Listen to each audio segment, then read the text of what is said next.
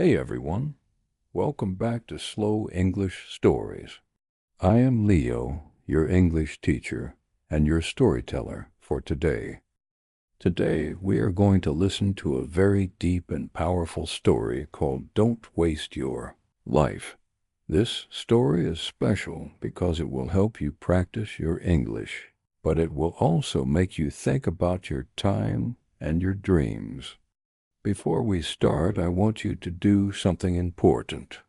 Please turn off your television. Close all other apps on your phone. Remove anything that steals your attention. If you can, put on your headphones right now. This will help you focus completely. Hear the clear pronunciation of every word and feel the atmosphere of the story. Are you ready? Take a deep breath and let's begin.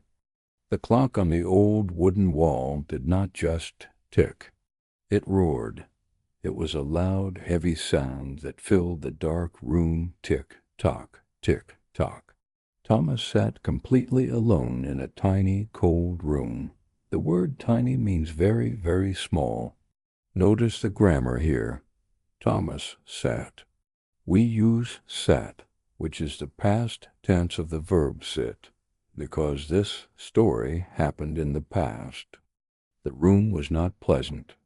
It smelled like old, wet paper and heavy dust. The word dust means the dry, gray powder that covers old furniture or floors when they are not cleaned for a long time. The scenery outside the small window was dark and gray, with a cold wind blowing through the trees. In front of Thomas, on a rough wooden table, was a black box. The box was locked tight. When something is locked, it means it is closed firmly with a lock, and you cannot open it without a key. Thomas looked at the box, and his hands were shaking with fear. He had exactly 1 hour left.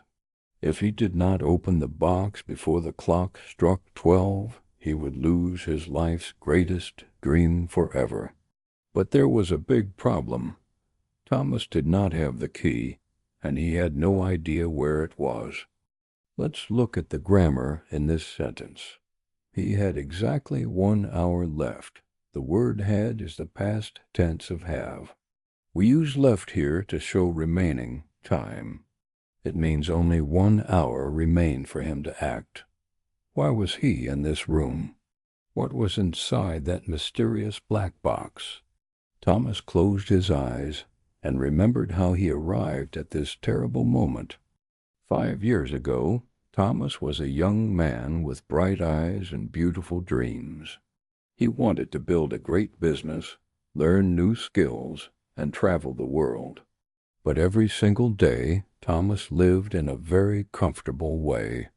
My friends, the word comfortable means making you feel relaxed, warm, and easy, with no pain or hard work. Let's look at a very useful grammar point here. Thomas used to wake up very late. We use the grammar structure used to when we talk about habits or actions in the past that are not true now. He used to lie on his soft couch all day, doing nothing. The room back then was bright, smelling of sweet morning coffee and fresh air, but Thomas did not appreciate it. He only listened to the constant, annoying buzz of his smartphone. He spent hours and hours scrolling through social media, watching random videos, and wasting his energy. Every time a small voice in his mind whispered, "Thomas, you need to work on your dream today," he would just smile and say, "I will do it tomorrow." This dangerous habit is called procrastination. To procrastinate means to delay or push things to tomorrow because you are lazy or afraid. For the grammar in this section, notice the phrase, Thomas spent hours looking at social media. After the verb spend time, we always use a verb with ing, like spending time looking or spending time learning.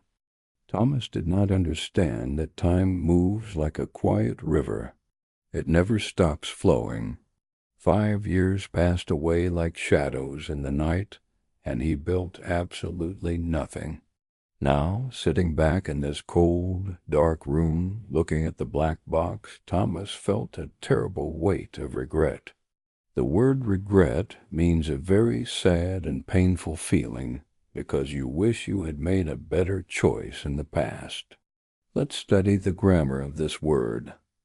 We can say Thomas felt regret, or we can use it as a verb, like Thomas regretted wasting his time. Suddenly, the loud tick-tock of the old clock brought him back to reality.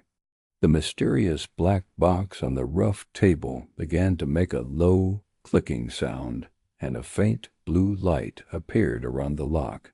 The box was changing. How could he open it without a key? The blue light grew brighter and brighter, casting eerie shadows on the cracked walls.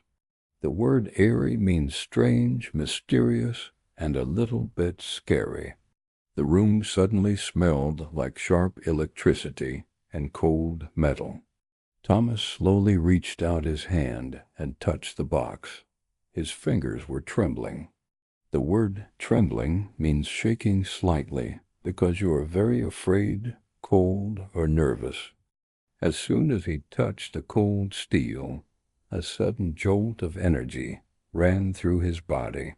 A jolt is a sudden, powerful shock or movement. Let's look at the grammar here. The blue light grew brighter and brighter. When we repeat a comparative adjective like brighter and brighter or faster and faster, it shows that something is continuously increasing or changing over time. In his mind, Thomas suddenly heard voices. They were not strange voices. They were his own voice from the past 5 years. He heard himself saying, "I am too tired today. I will start my gym routine next week, and trading is too hard. I will learn it later." Every single excuse he ever made was playing inside his head like a loud, painful song.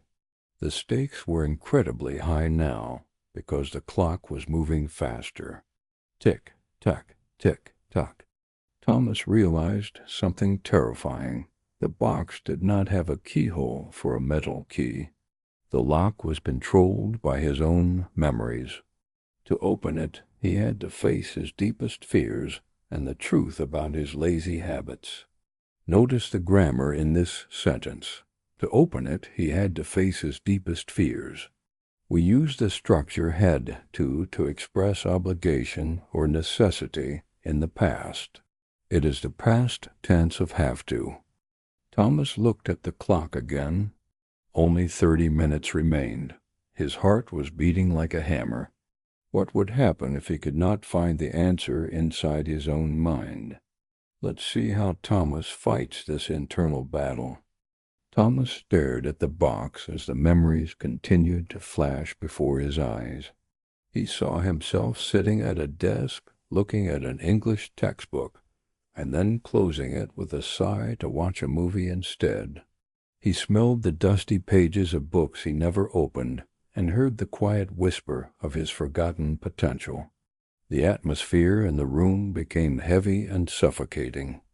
The word suffocating means making it very difficult to breathe, usually because the air is hot, dirty, or filled with tension. Let's look at the grammar here. The memories continued to flash. After the verb continue, you can use an infinitive verb with to, like to flash, or a verb with ing, like flashing. Both are correct and have the same meaning. He realized that the black box was not a real object from the outside world. It was a physical manifestation of his own mind.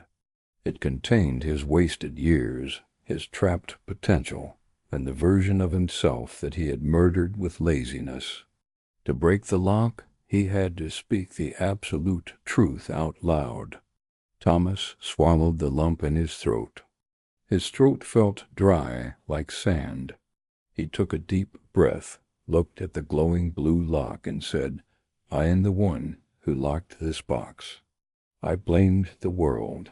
I blamed my lack of money, and I blamed my lack of time. But the truth is, I was just afraid to try. The moment he spoke those words, a loud, metallic clack echoed through the room. The blue light turned into a warm, golden glow. The lock opened. Thomas slowly lifted the heavy lid of the box and looked inside. What he saw made him gasp in shock. It was not gold, and it was not money. Let's look at the grammar of this beautiful structure. What he saw made him gasp. The verb make here is a causative verb. When we use make plus person plus verb, the second verb is always in its base form without to. We say made him gasp, not made him to gasp. What was waiting for Thomas inside that golden light? Let's find out right now. Inside the box, bathed in the warm golden light, lay a simple glass mirror, but it was not an ordinary mirror. The word ordinary means normal, common, and not special at all. When Thomas looked into it, he did not see his tired, sad face. Instead, he saw a vibrant and strong version of himself. The word vibrant means full of bright energy, color, and life. He saw himself standing on a high mountain, breathing the clean, fresh smell of pine trees, and smiling with true happiness. It was the man he was supposed to become. Let's look at a grammar rule here. It was the man he was supposed to become. We use the phrase supposed to when we talk about something that is expected, planned, or meant to happen. The mirror was showing him his true potential. Thomas realized that his dream was not dead. It was just waiting for him to wake up and work for it. Suddenly, the mirror inside the box began to crack.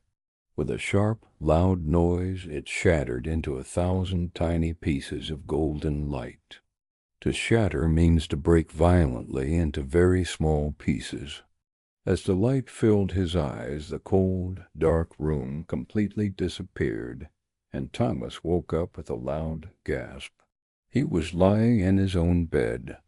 The warm morning sun was shining through his window, and his phone alarm was playing a loud, ringing song.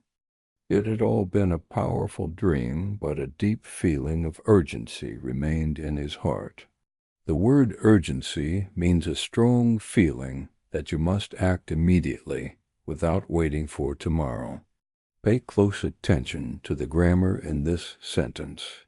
It had all been a powerful dream. We use the past perfect tense, had been, to talk about something that happened and finished before another action in the past. It happened before he woke up. This time, Thomas did not press the snooze button on his alarm. He did not pick up his phone to look at funny videos. He walked to the bathroom, splashed freezing cold water on his face, and made a serious commitment to himself. A commitment is a strong, unbreakable promise to do something, no matter how hard it gets. He looked at his real face in the bathroom mirror and whispered, "I will not waste my life anymore." For our final grammar point, let's look at this structure. Instead of pressing the snooze button, he got up. When we use the phrase instead of to show that we are choosing one action over another, we always follow it with an ing verb, like instead of sleeping or instead of complaining. From that morning on, Thomas spent his time wisely. The word wisely means doing something in a smart, careful, and thoughtful way. He finally understood that time is the most expensive thing in the world, and he started to build his dream, step by step. And that is the end of our story today. How did this story make you feel?